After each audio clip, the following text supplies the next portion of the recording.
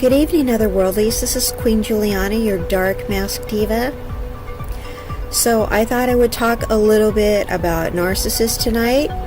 I thought I would just kind of let everybody know the number one thing you're doing wrong with a narcissist is being obsessed with a narcissist. When you're being obsessed with anything, what are you doing? You're giving it your power, okay? You're giving something your attention, and you're giving it your power because you're being obsessed with it. It's worse to do it in front of them, okay? Because they're feeding off of it.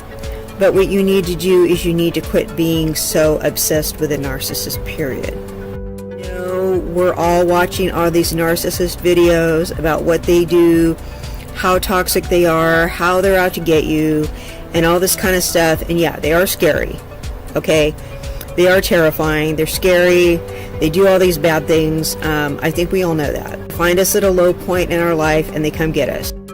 But we need to quit being afraid of them because we actually have more power than they do. We can avoid them, you guys. We can avoid them by having something called self-esteem.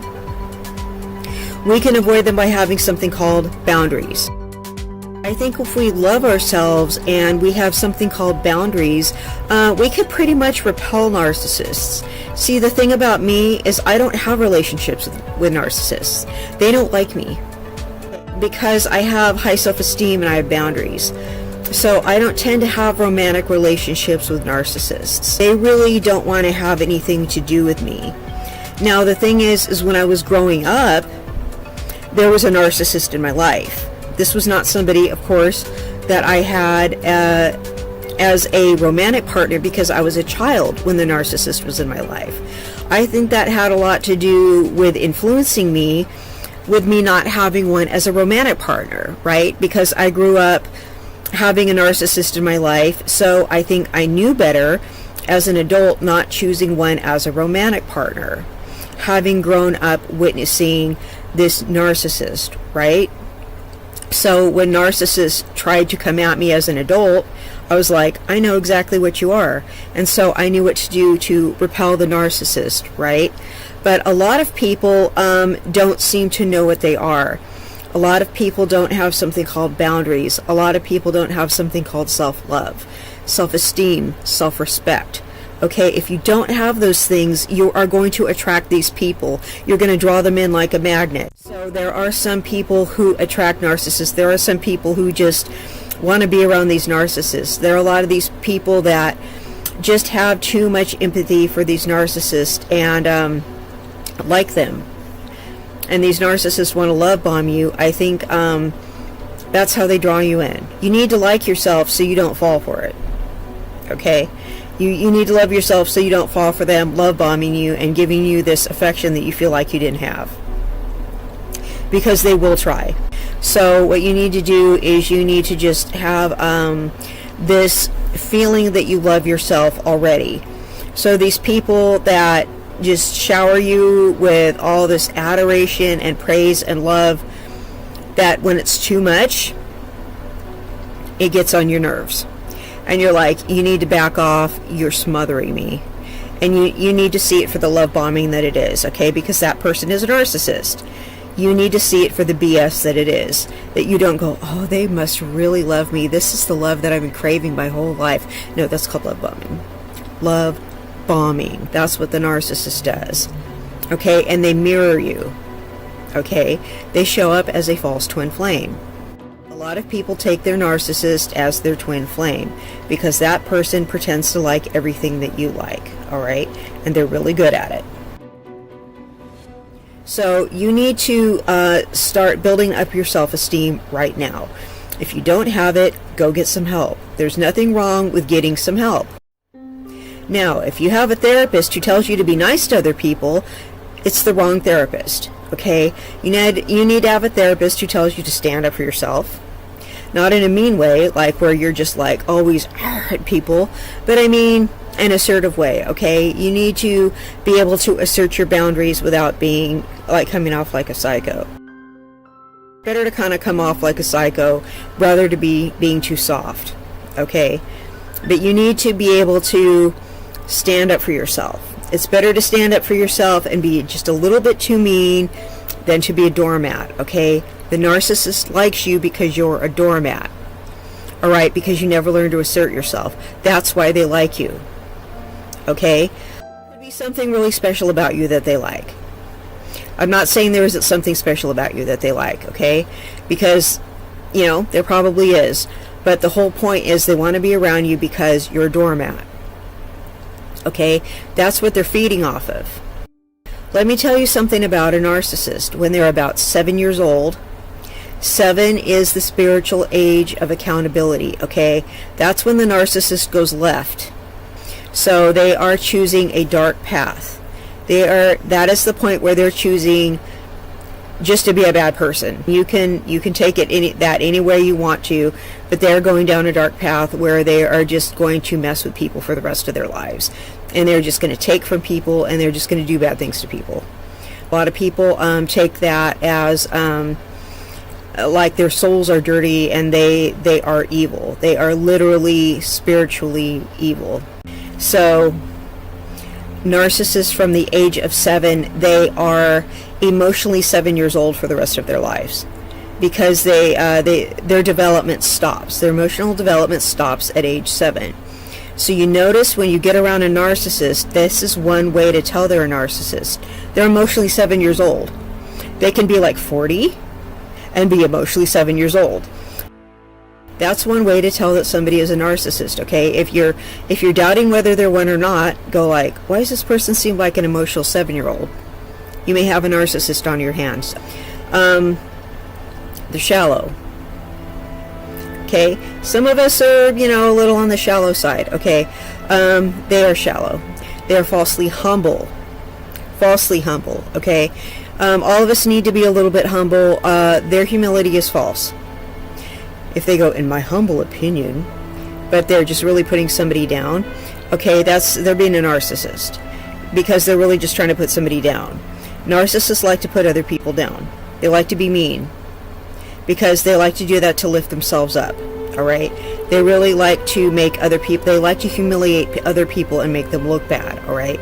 They're always trying to step on other people. They always want the spotlight on them, and they're always trying to use you. Narcissists, basically, they get with you so they can embezzle money from you. They basically want to have several partners at once.